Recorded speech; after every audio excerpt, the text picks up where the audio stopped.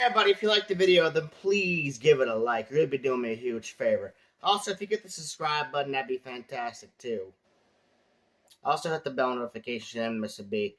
Peace out. Yo, what's up, everybody? It's February. And you know what that means, right? Black History Month. But it also means Valentine's Day.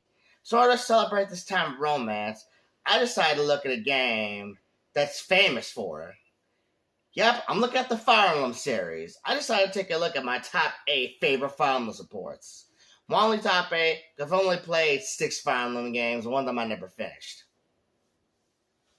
I don't know what happened with Binding Blade, man. I got to the part, I got to chapter 17, Lynn died, I tried restarting it, and it's a whole thing. And also, Fire Emblem Echoes' supports aren't exactly that good. You're probably sitting up there like, why don't you play more Fire Emblem games? Because Nintendo has gone ham with taking down ROMs. And also, do you realize how expensive some of these older Fire Emblem games are? How the fuck is this $200? How the fuck is this even more? Oh my god! So unless one of you has about $500 just lying around for me to use, or has a copy of Fire Emblem Path of Radiance or Radiant Dawn, which I highly doubt given that's how much they cost, shut the fuck up. Okay, anyway, like I was saying before, I decided to do two of my favorite supports from each Fire Emblem game I've started. Now this list is in no particular order. So, let's start.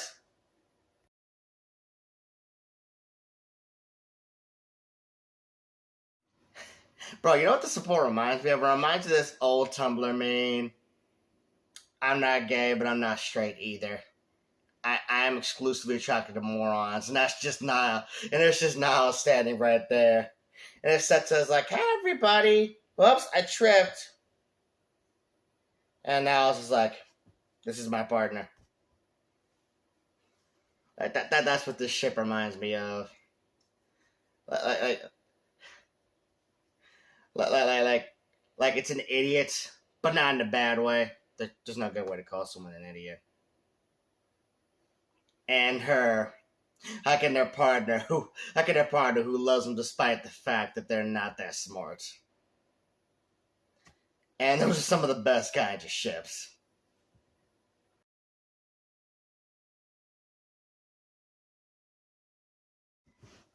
Like Cynthia and Cyril were cute from minute 1 of their supports together. Like, they're just so adorable for no reason. She's like, you can't read? I'm going to teach you how to read. And he's just like, okay. And even in their ending, back when Fire Emblem still did endings for, supports, it said that Cyril tried his hardest to try and find a cure for her disease because, a spoiler alert for a 3-year-old game at this point. Oh, wait, no, it's a 4-year-old game. 4-year-old game at this point. But yeah, Cynthia was experimented on, so she doesn't have a very long time to live. But Cyril's still dedicating his time to try and save her. And that's just so adorable to me, man. That's just true love right there, man.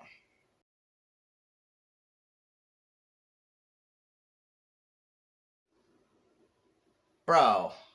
Okay, so Indigo was my favorite child unit from Awakening, with Cynthia being my second favorite child unit from Awakening, and I just love these two as a pair. I know everybody likes to pair up Cynthia with Owain, but no, man, I prefer them with other people. They're too similar for me. Like, I just love this dynamic of her wanting to cheer Indigo on no matter what. Because his happiness is more important than hers. Only for him to realize that she's been staring him in the face the whole time. Like, got a perfect little girl right here. And he's fucking it up. Like, I gotta go tell her how I feel before it's too late.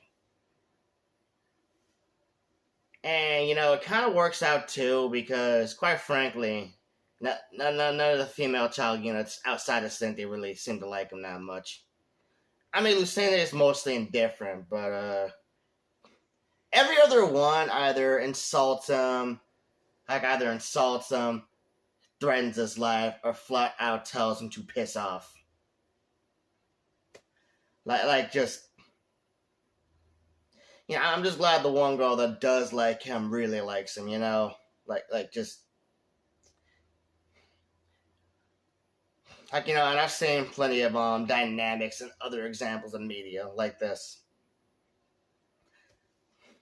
It's just good to see somebody finally see what's in front of them before it was too late,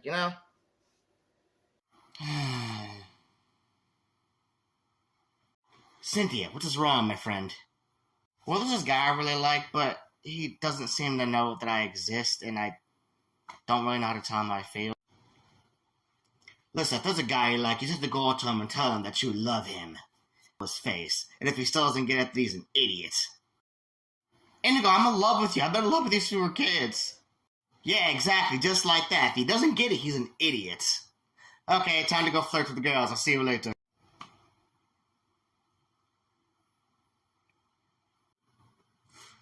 You were actually trying to confess to me just now, weren't you? Yeah. And I've been hurting your feelings by complaining about not being able to get girls in front of you, haven't I? Mm-hmm. What do you see in me? Lots, actually.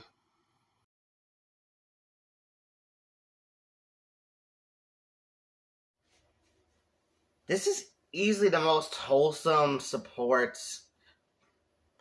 on this list. Alcrest and Selene, I don't know, I was low-key expecting it to be kind of funny, but no, it was pretty sweet and touching, actually, just the two of them bonding over bad dreams and, the pressure of having to take over the kingdom if something happens to their older brother. Finding comfort in each other, it's so sweet, kind of warms my heart, I'm not even gonna lie.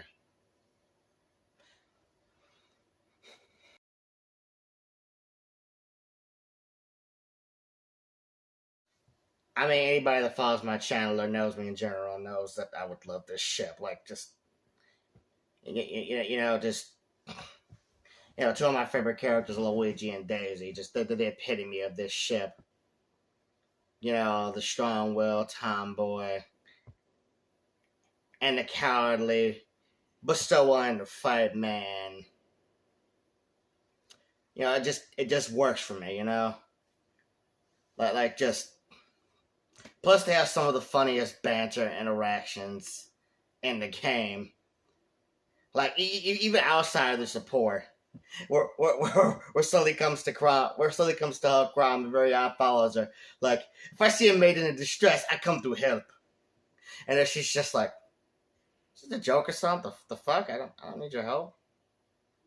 But yeah, man, just for that dynamic alone, it became my favorite supports.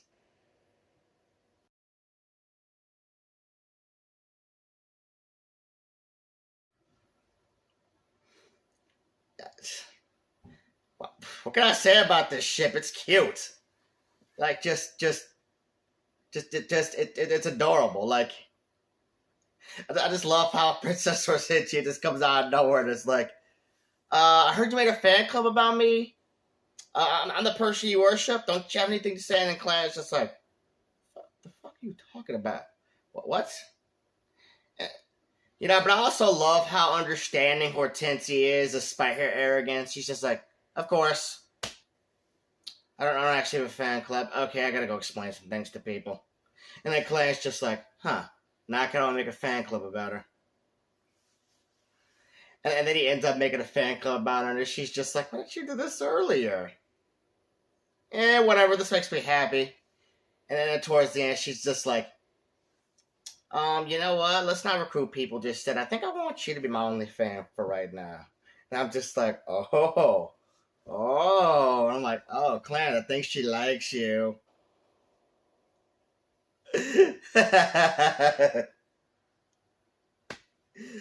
uh,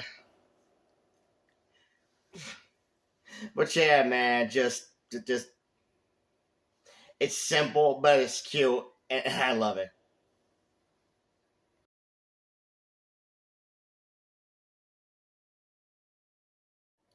Okay, so where do I start off with this ship? First of all, I feel like Lorenz has the best chemistry with Dorothy out of all the Five and Three Houses girls. Like, I mean, they're all not afraid to call out Lorenz when it comes to his flirtatious behavior with women. But I think she's the only one that actually tries to understand where he's coming from. You know, in game, Lorenz flirts with so many women because he's looking for a wife, but she has to be a noble. Otherwise, it's not gonna work, you know, because it's like she has to be prepared to go on nobility, whether she likes it or not. They get married, and so he explains that to Dorothy, and she's just like, "Oh, that's. I guess we're not so different after all. You're just looking for someone. You're just looking for the perfect someone to spend your life with." She goes, "You know, if you only focus on nobility, you're gonna be very sad and lonely." Which gets Lorenz thinking. You know, cut to like 5 years later, because that's just how these supports work. And he just comes up on her. It's just like, Dorothea, I thought about what you said, and I think I want to be with you, but I'm not really sure how it's going to work out. And then she's just like, well, whenever you figure it out, I'll be here. Just hope I don't have a man by then. And he's just like, you're never going to find anyone as good as me. Lauren's home in Gloucester. And you know what? That's kind of one thing I do love about this dynamic, because again, she is super pissy with them until he explains that, and then she kind of softens up on him, like, maybe you're not such an asshole after all. And you know, that's kind of one thing that really speaks to Lawrence's character to me, too. You know, he's kind of the epitome of, he seems like an asshole, but he's actually a pretty chill guy if you talk to him. You know, I kind of like that dynamic. I mean, you know, I kind of like that, I think the TV trope was called Jerk with the Heart of Gold. No, wait. Lawrence has layers, is what I'm trying to say.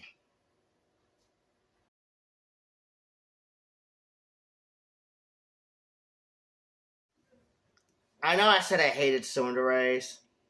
At least I think I said that. If I haven't said it, I don't like Sundays.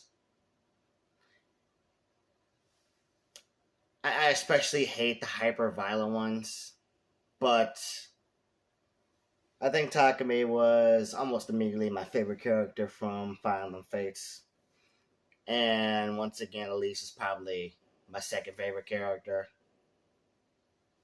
You know, so naturally, I really love this ship. I know a lot of people don't like how much of an asshole Takumi was being, because he was trying really hard not to like. I don't know if anybody noticed that at first. I hate you! I hate you! I hate you! I hate you!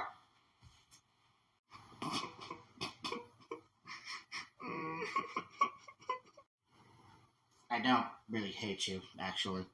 In fact, I think I really like you. Really? I think I like you too. In fact, I think I love you. Really? You want to get married? But eventually, Takumi does realize he's being an asshole to her for like no real reason, and does apologize to her for just, you know, being an asshole, despite the fact that she's trying to be nice to him. Only for her to immediately be like, okay, whatever, I don't care, you want to hang out? Like she was not at all that phased by it. Only for him to realize that he's in love with this girl. Yeah, as you do. You know, as a tsundere does. And you know, I think this ship really, you know, tells me too that, lets you know that crap. You know, I actually said a lot about these two characters. You know, for one thing, you know, it tells us that Elise is a very forgiving person and really mature for her age. And Takumi isn't really an asshole. Well, he is kind of a dick, but like, that there's a reason for it. You know, he doesn't really know if he can trust the Norians, you know, because they've been doing nothing but just, you know, screwing him and his people over for years. You know, so to finally come together, albeit reluctantly, to face this greater threat. He's still just on the fence about whether or not he can trust them or even be friends with them. You know, before I would say he realizes that his prejudices, while a little based, don't apply for all Norians. Like, you know, and I feel like, Elise kind of helped them realize that. At least it's my headcanon for it anyway. Alright, there's my top 8 final supports, which also happen to be the number of ships I did for last year. Anyway, it is still Black History Month, like I mentioned earlier in the video. So, I got a little surprise for you guys a little later this month concerning a certain show that was influential to me growing up. One of my favorite shows to watch on Adult Swim. I'll never get the Subways. I'm going to do an every episode reviewing 10 words less about the Boondocks. Just like I did for Gravity Falls. Catch you in the next one. Peace out.